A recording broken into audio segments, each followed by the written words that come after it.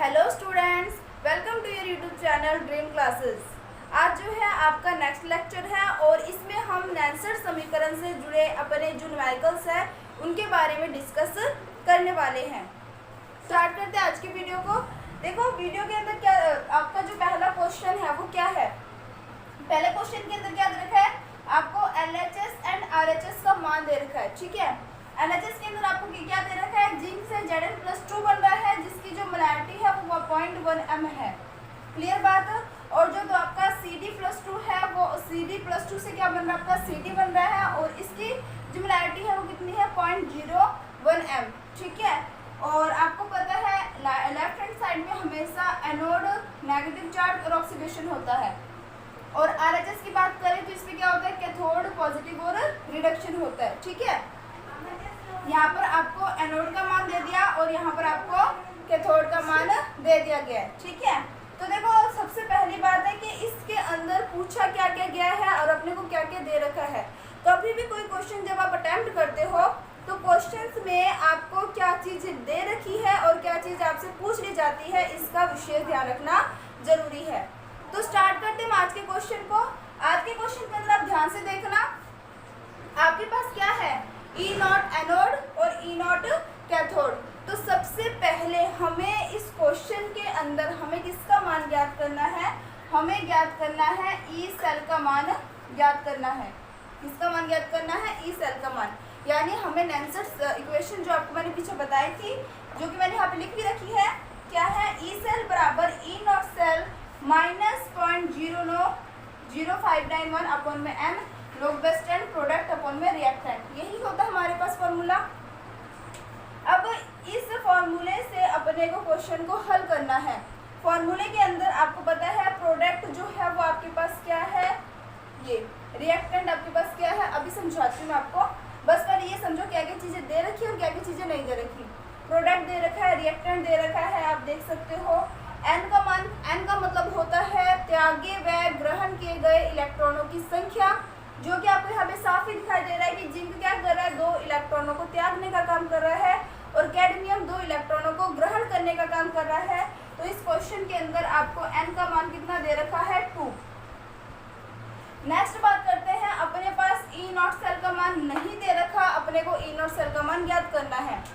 आपको पता है E0 सेल का मान हम कैसे ज्ञात करते हैं, E0 cathode minus E0 anode से। यही फॉर्मूला होता है सेल विभव का, या विद्युत वाहक बल का, या EMF का। ठीक है, तो इसके अंदर आपको देखना है सबसे पहले ये जो E0 कैथोड है उसका मान आपको कितना दे रखा है, माइनस, ये आपका है माइनस के अंदर है माइनस 0.403। ठीक है, कुछ 403 तो आपने किसका रख दिया, कैथोड का मान।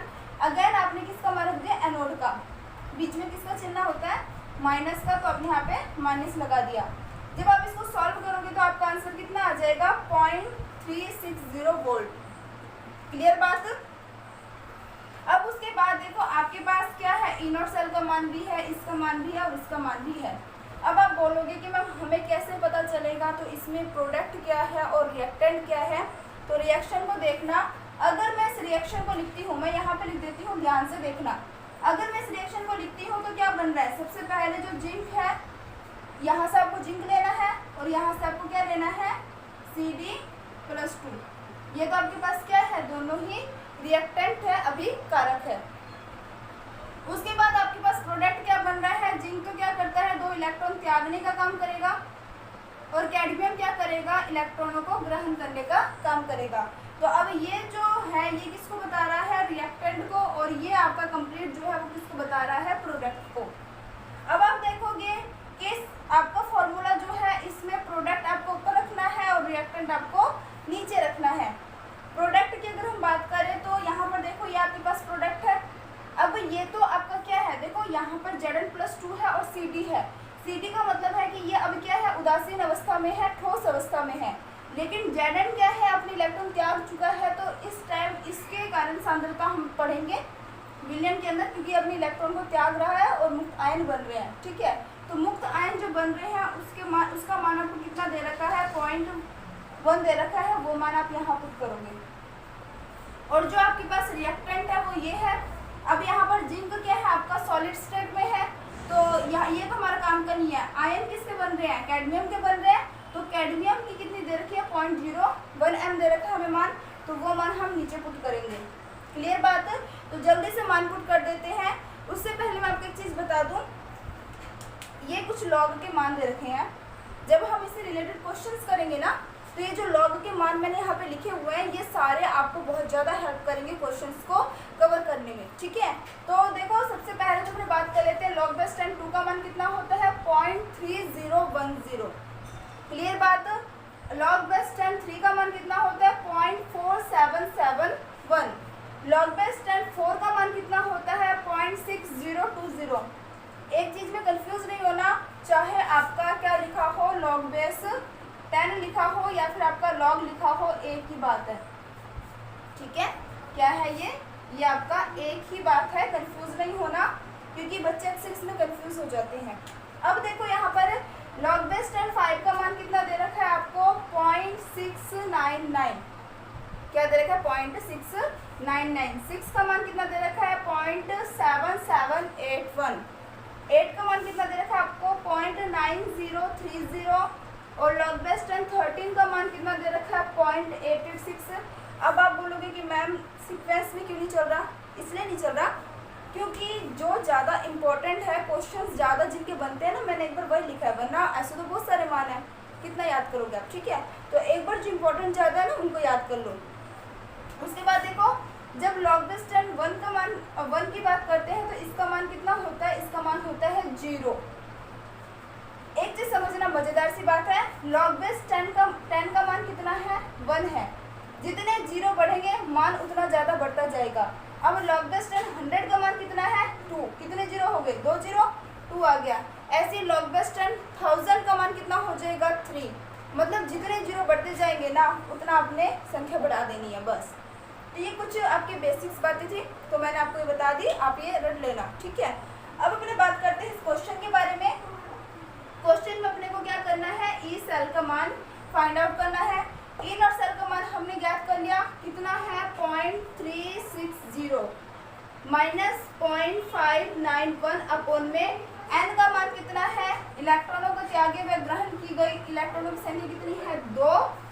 लॉग बेस 10 प्रोडक्ट का जो है वैल्यू, प्रोडक्ट की वैल्यू कितनी है? अभी मैंने आपको बताया था, प्रोडक्ट की वैल्यू है आपकी ये 0.1 अपॉन में रिएक्टेंट की वैल्यू आपके पास कितनी है? तो वो है आपका 0.01। अब आपने क्या करना है? क्वेश्चन को सॉल्व कर लेना है। आपको पता है ये पॉइंट हटाओगे नीचे कितना आ जाएगा? 10। ये पॉइंट हटाओगे नीचे ऊपर कितना आ जाएगा? 100। 1 0 से 1 0 कैंसिल हो गया। तो आप जो इतना सा हिस्सा है, जब इसको आप ध्यान से देखोगे तो लॉग बेस 10 का मान कितना आ रहा है? 10। लॉग बेस 10 का मान कितना है? 10 है, क्योंकि ये सारे तो 1 1 है, 1 से तो कोई मतलब नहीं है। 1 का 1 से गुना करो, 1 का 1 से भाग दो, कोई फर्क नहीं पड़ेगा। तो यहाँ पर लॉग बेस 10 का मान कितना आ रहा है? 10। और मैंने आपको पीछे बताया है अभी, लॉग बेस 10 का मान कितना होता है? 1 होता है। तो ये सारा का सारा कैलकुलेट करने के बाद कितना आ गया आपके पास?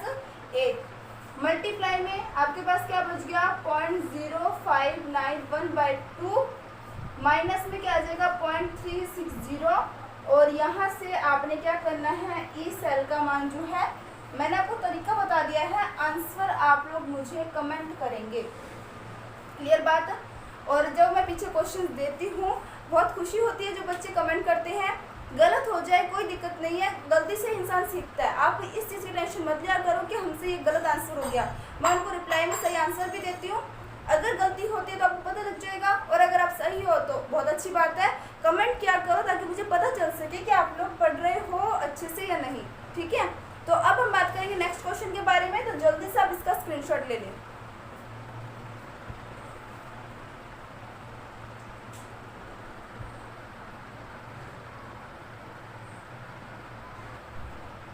तो अब हम बात करेंगे नेक्स्ट क्वेश्चन के बारे में। सेम वही क्वेश्चन है, कोई भी चेंजेस नहीं है, बस थोड़े मोटे मान जो है वो आपको ध्यान में रखने हैं। क्वेश्चन के अंदर आपको देखो वही चीज़ है। सबसे पहले आपको इसने क्या दे दिया? एक तरफ तो इसने दे दिया LHS और एक दे दिया आपको RHS। ठीक है, अब इसमें से आपको बस क्वेश्चन के अंदर पहचानना पड़ता है कि एनोड की तरह काम कौन कर रहा है, कैथोड की तरह काम कौन कर रहा है। ठीक है, अगर आपने ये पहचान लिया तो ई नॉट सेल का मान आप बहुत आसानी से निकाल सकते हो। तो ध्यान देना यहाँ पर आप कैसे पहचानते हो एनोड कौन है कैथोड कौन है, क्योंकि पहले वाले क्वेश्चन में तो मैंने सब कुछ लिख दिया था, एनोड लिख दिया था, कैथोड लिख दिया था, लेकिन इसमें आप कैसे पहचानोगे, तो आपको ध्यान में रखना है कि आपने सबसे पहले इस रिएक्शन को लिख के देखनी है। क्या करना है, रिएक्शन को लिखनी है। इस तरीके से यहाँ पे लिख देती हूँ मैं छोटी सी जगह पर। सबसे पहले Na और यहाँ से आप क्या लिखोगे Cu+2। फिर उसके बाद क्या बन रहा है, Na से क्या बन रहा है Na+2 और इधर क्या बन रहा है आपका Cu। तो अब आप देखते हो रिएक्शन के अंदर कौन इलेक्ट्रॉन त्याग रहा है और कौन ग्रहण कर रहा है। तो Na क्या कर रहा है, इलेक्ट्रॉन त्यागने का काम कर रहा है। जो इलेक्ट्रॉन त्यागता है वो ऑक्सीकरण होता है उसके अंदर, और ऑक्सीकरण की प्रक्रिया किसमें होती है, एनोड में, यानी ये किसकी तरह काम करेगा, एनोड की तरह। और जो कॉपर है वो क्या कर रहा है, इलेक्ट्रॉनों को ग्रहण कर रहा है, और इलेक्ट्रॉनों को ग्रहण करने वाला जो इलेक्ट्रोड होता है वो क्या होता है आपका कैथोड। तो सबसे पहले आपने ये पहचान लिया एनोड कौन है कैथोड कौन है। तो आपको दिख रहा है ये तो आपके पास क्या है, एनोड है, और ये आपके पास क्या है, कैथोड है। अब आपको पता है E0 सेल का फॉर्मूला क्या होता है, E0 cathode minus E0 anode. हमने मान पुट कर दिए E0 cathode minus E0 anode के। जैसे इसको सॉल्व करेंगे तो आपके पास वैल्यू कितनी आ गई, 0.560 वोल्ट वैल्यू आ जाएगी। जैसे आपकी वैल्यू आ जाती है उसके बाद आपने क्या करना है, ई सेल का मान फाइंड आउट करना है। अब ई सेल का फॉर्मूला आपको ध्यान ही है, बार बार रिपीट करने की जरूरत नहीं है। अब अपने सीधे मान पुट करते हैं। सबसे पहले E0 सेल का मान रख देंगे, कितना है 0.560 माइनस में 0.0591 अपॉन में n, त्यागे व ग्रहण किए गए इलेक्ट्रॉनों की संख्या 2 ही है, log बेस 10। अब आपको देखना है कि इसमें प्रोडक्ट क्या है, रिएक्टेंट क्या है। ये आपके पास क्या है, रिएक्टेंट, और ये आपके पास क्या है, प्रोडक्ट। तो प्रोडक्ट जो है Cu के कारण तो होगा नहीं, किसके कारण होगा, आपके पास मोलरता जो मिलेगी आपको, कंसंट्रेशन जो मिलेगी वो Na+2 के कारण। Na+2 का मान कितना है आपके पास 0.01 अपॉन में जो आपका रिएक्टेंट है वो क्या है आपका Cu+2, और इसकी वैल्यू कितनी है 0.1। देखो सेम वैसा ही है, बस मान ऊपर नीचे हो गए, है ना, सेम वैसा ही है, बस मान ऊपर नीचे हो गए। तो यहाँ पर आपने क्या करना है, पॉइंट हटाओगे, यहाँ पे आ जाएगा 100, पॉइंट हटाओगे यहाँ पे आ गया 10, 10 से 10 कैंसिल। पहले वाले में log बेस 10 का मान 10 आ रहा था, लेकिन अब वाले वैल्यू में log बेस 10 का मान 1/10 आ रहा है। अब जब 1/10 है, जब हम इसको ऊपर लेके जाएंगे तो उसका क्या हो जाएगा, इन्वर्स हो जाएगा, यानी उस पर क्या आ जाएगा -1। समझ आ गई बात। और वो जो -1 की वैल्यू होगी ना, वो इस पूरे कैलकुलेशन को -1 में चेंज कर देगी। दोबारा सुनना मैं क्या बोलना चाह रही हूँ, यहाँ पे देखो। अब यहाँ पर आपकी वैल्यू क्या बन रही है, ये log बेस 10 बराबर 1 - 10। 10 की वैल्यू तो 1 होती है, लेकिन 1/10 की वैल्यू क्या हो जाएगी, 1/10 की वैल्यू हो जाती है आपकी, यहाँ पे लिख देती हूँ मैं, इजिकल्स टू क्या हो जाएगा -1।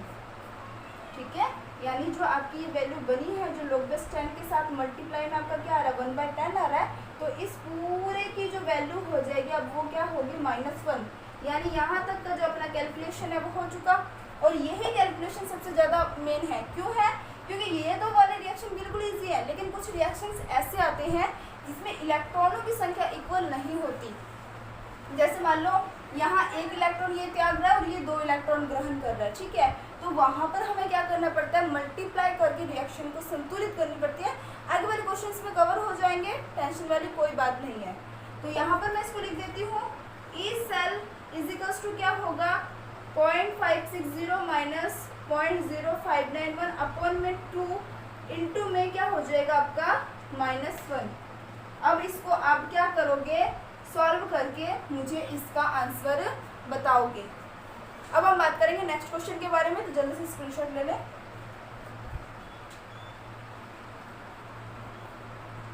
अब बात करते हैं नेक्स्ट क्वेश्चंस के बारे में। तो ये वाले जो क्वेश्चंस है ना, वो मैं आपको दूंगी होमवर्क में, ठीक है। तो क्वेश्चन मैं आपको जल्दी से बता देती हूँ क्या क्या चीज़ें हैं। तो देखो सबसे पहले वाला जो क्वेश्चन है ना, इसमें आपको क्या दे रखा है, Mg से 2Ag प्लस बन रहा है, ठीक है। Mg+2 2Ag बन रहा है। तो आपने इसके अंदर देखना है एनोड कौन सा है, कैथोड कौन सा है। आपको ई सेल का मान देखो दे ही रखा है इन्होंने, ई सेल का मान दे रखा है। उसके बाद आपको पहचानना है रिएक्टेंट है कौन सा और प्रोडक्ट कौन सा, बस इतना पहचानना है। क्या आगे ग्रहण किए गए इलेक्ट्रॉन की संख्या आपको पहचाननी है। तो उसके बाद आप ई सेल का मान आराम से निकाल सकते हो। हाँ, इसके साथ एक चीज़ मैंने और ऐड कर दिया है कि सेल का आपको निरूपण करके भी बताना है, क्योंकि सेल का निरूपण जो है वो पीछे मैं आपको समझा चुकी हूँ। नेक्स्ट जो क्वेश्चन है इसका भी आंसर आप दोगे, पर ये क्वेश्चन जो है ना ये काफ़ी अच्छा क्वेश्चन है। क्यों अच्छा है? क्योंकि ये क्वेश्चन बाकी क्वेश्चन जितना इजी नहीं है। इसमें आप ध्यान से देखो तो इसमें जो इलेक्ट्रॉन्स की संख्या है वो क्या है, अलग अलग। तो आपने पहले रिएक्शन को बैलेंस करना है। इस वाले रिएक्शन को तो मल्टीप्लाई करोगे 2 से और इस वाले रिएक्शन को मल्टीप्लाई करोगे 3 से, ताकि इलेक्ट्रॉनों की संख्या कितनी हो जाए, 6। फिर उसके बाद आपस में कैंसिल हो जाते हैं और आपने ये क्वेश्चन सॉल्व कर लेना है। नेक्स्ट क्वेश्चन क्या है आपका, डेनियल सेल के लिए मानक इलेक्ट्रोड विभव 1.5 वोल्ट है। मानक इलेक्ट्रोड विभव क्या आपके पास 1.5 वोल्ट है। इसके लिए मानक गिब्स मुक्त ऊर्जा की गणना कीजिए। तो डेनियल सेल वाला फॉर्मूला मैं लिख देती हूँ, डेल जी बराबर minus n F E cell. पर यहाँ पर ये क्या बोल रहा है, मानक। मानक शब्द जुड़ गया तो अब यहाँ पर ये क्या बन जाएगा आपका, नॉट। बस इतना ही काम है। आपको पता है डेनियल सेल है, तो डेनियल सेल में त्यागी हुए ग्रहण के लिए इलेक्ट्रॉनों की संख्या कितनी होती है, तो 2। एन का मान आप रख दोगे, एफ का मान आपको पीछे बता रखा है और इनर सेल का मान आपको इसमें दे रखा है। तो आप ये क्वेश्चन भी बहुत आसानी से सॉल्व कर लोगे। नेक्स्ट क्वेश्चन के अंदर क्या है, एक तरफ को आपको Sn और Sn+2 दे रखा है और एक तरफ आपको हाइड्रोजन दे रखा है। अब देखो इसके अंदर ना ई सेल का मान जब आप निकालोगे ना, सबसे पहले आप किसका मान निकालना पड़ेगा, ई नॉट सेल का मान निकालना पड़ेगा। और ई नॉट सेल का मान कैसे निकालोगे, E naught cathode minus E naught anode. आपको एक की वैल्यू दे रखी है, दूसरे की नहीं दे रखी, तो पीछे अगर मैं आपको याद दिला दूं कि जो मानक हाइड्रोजन इलेक्ट्रॉन विभव होता है ना, उसमें हाइड्रोजन की वोल्टता, जो हाइड्रोजन है उसकी वोल्टता कितनी होती है, 0 वोल्ट। वो मान रख के आपने इस क्वेश्चन को सॉल्व कर लेना है। अगर आपको फिर भी डाउट रह जाता है तो आप लोग कमेंट करना, ताकि मैं क्वेश्चन ये सारे सॉल्व कराने के लिए आपके लिए अलग से वीडियो लेके आऊँ मैं। अगर आपको समझ नहीं आता तो, और अगर समझ आता है तो आप लोग आंसर कमेंट करना और अच्छे से तैयारी करो। आप लोगों के कहने पर मैं आप लोगों के लिए न्यूमेरिकल भी लेके आई हूँ। आप लोग बस मेहनत करो